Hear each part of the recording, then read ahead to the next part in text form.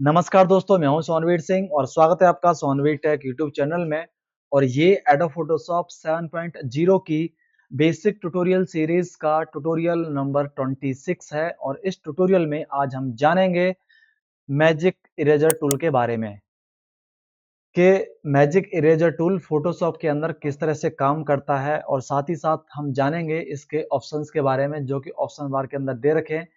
Tolerance, anti एलियास्ड, contiguous और use all layers, opacity, इन सबको जानेंगे इस वीडियो में।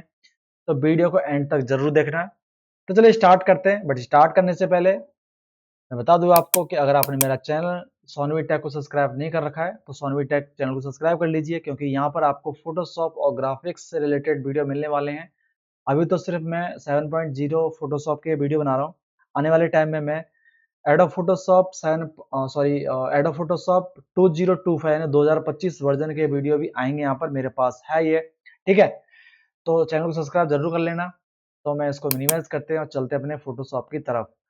अगर आपने मेरी प्लेलिस्ट को फॉलो कर रखा है तो आपने देखा होगा कि जो पिछले 2 वीडियोज हैं उसके अंदर मैंने बैकग्राउंड इरेजर टूल और इरेजर टूल के बारे में समझा है कि ये किस तरह से काम करते हैं। काम तीनों का एक ही है, बैकग्राउंड को इरेज करना, बट काम करने का तरीका अलग अलग है, ठीक है। इरेजर टूल सिंपल इरेज करता है, बैकग्राउंड इरेजर थोड़ा सा एडवांस तरीके से यूज करता है, और मैजिक इरेजर टूल ऑटोमेटिक करता है। यानी कि तीनों टूल का काम अलग अलग है।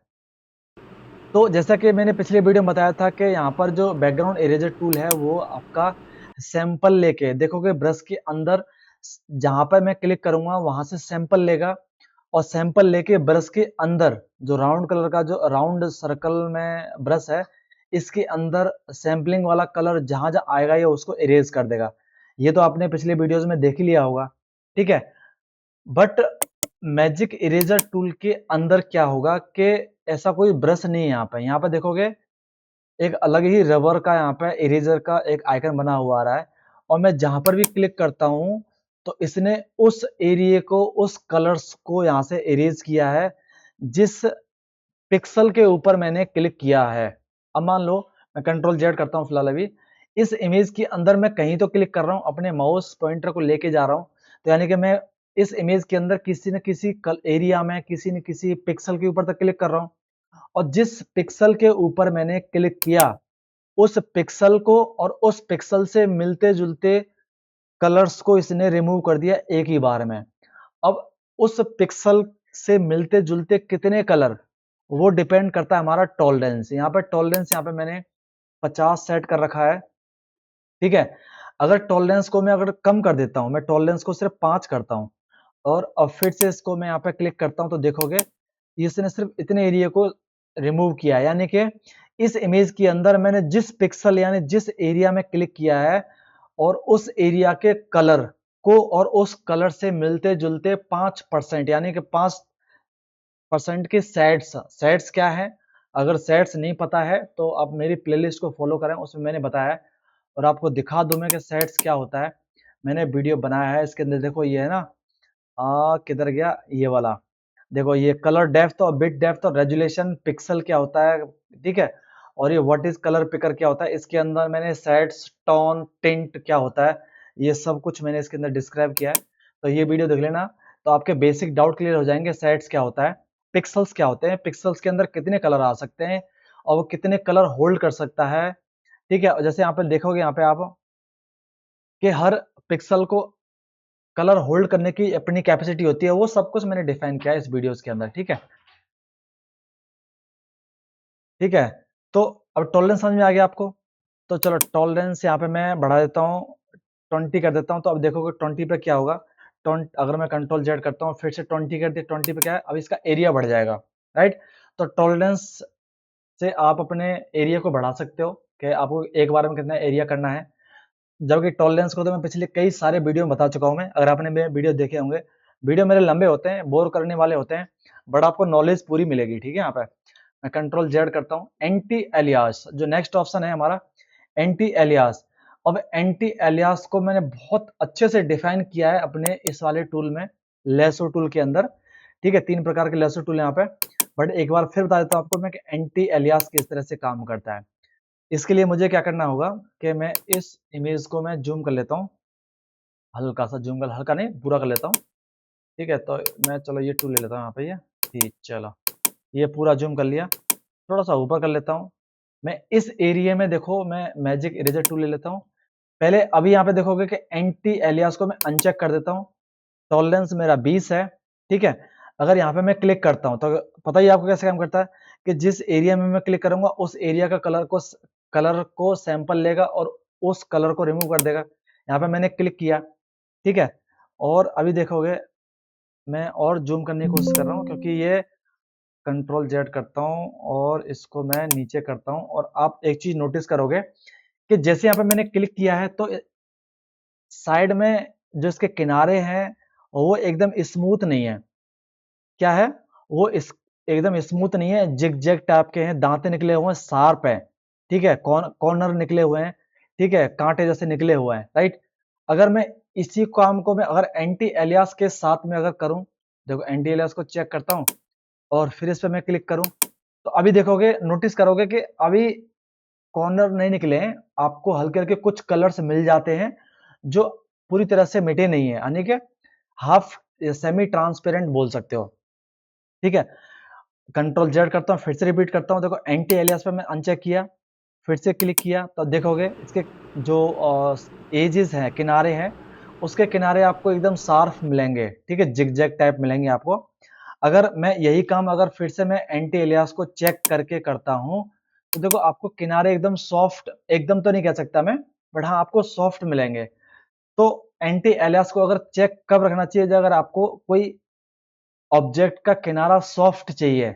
जैसे मान लो इस इमेज को अगर मैं इसका बैकग्राउंड इरेज करना चाहता हूं, तो ये सिचुएशन मुझे कहती है कि मुझे एंटी एलियास का ऑप्शन है वो चेक रखना चाहिए, क्योंकि मुझे किनारे एकदम इसके सॉफ्ट चाहिए। बट हमें कभी ऐसी रिक्वायरमेंट पड़ जाती है कि भाई हमें जो किनारे हैं, जो एजेस हमें एकदम शार्प चाहिए, तो वहां पे आप एंटी एलियास को अनचेक कर दीजिए। तो ये आपको समझ में आ गया।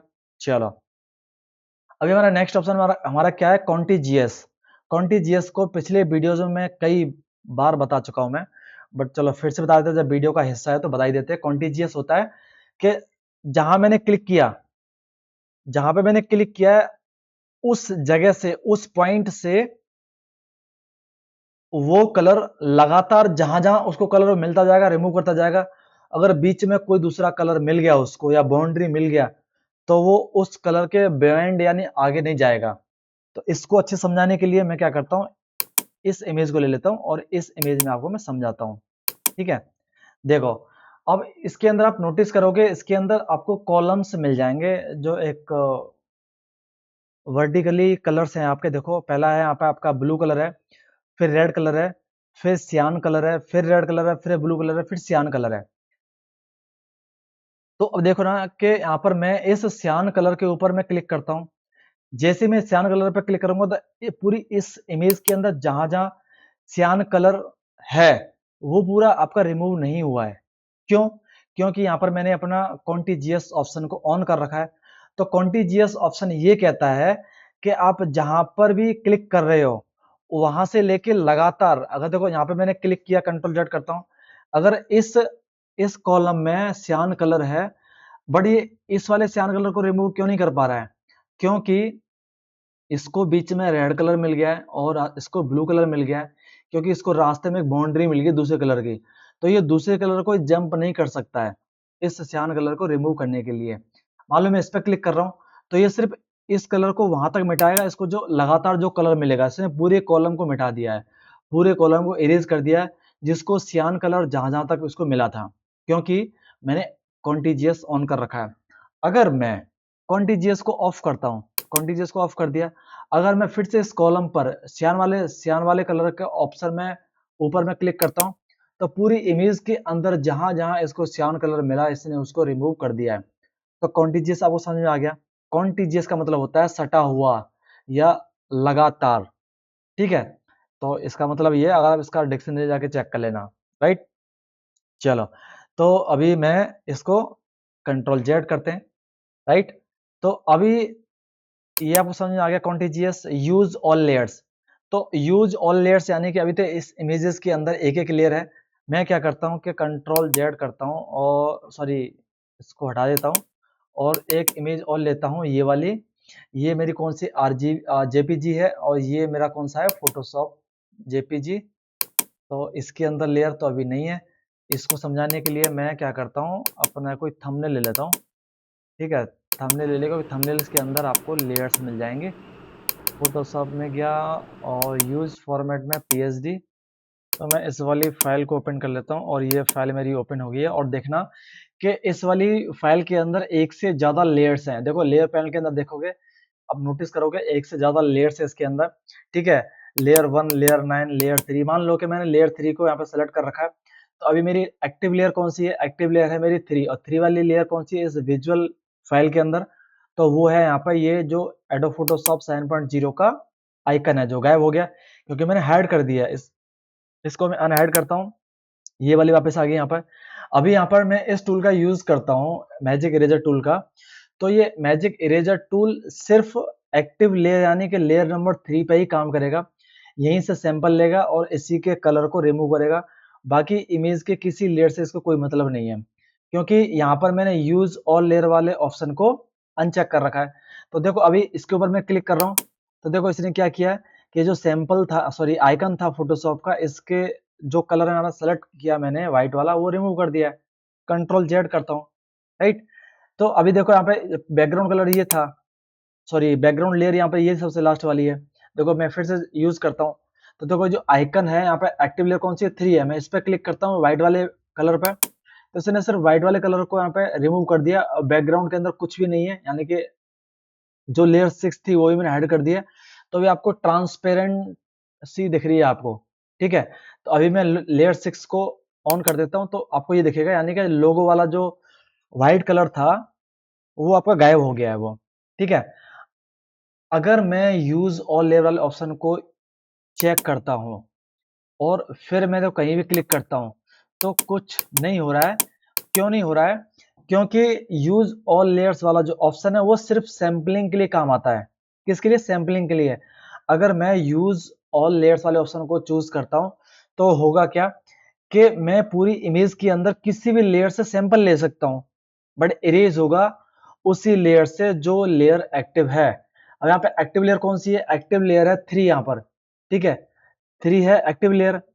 तो अगर मैं यहां से सैंपल लेता हूं, यहां से सैंपल लेता हूं, तो इसका कलर यहां से रिमूव होना चाहिए, इरेज होना चाहिए, बट क्यों नहीं हो रहा है? क्योंकि ये जब काम करेगा यूज ऑल लेयर वाला ऑप्शन जब आपका कॉन्टिजियस अनचेक होगा। अगर मैं कॉन्टिजियस को अनचेक करता हूं और अभी देखना एक्टिव लेयर कौन सी है? एक्टिव लेयर है मेरी 3। 3 क्या था यहाँ पे? ये वाला था फोटोशॉप का आइकन। अगर मैं इस इमेज के अंदर किसी भी जगह क्लिक करता हूं, मान लो मैं यहाँ पे क्लिक करता हूँ, अब यहाँ पे क्लिक किया तो कलर किसका रिमूव हुआ है?